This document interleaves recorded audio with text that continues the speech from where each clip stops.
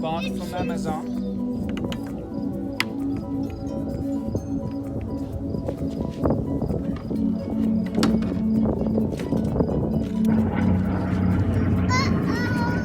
Make sure it's at a certain level.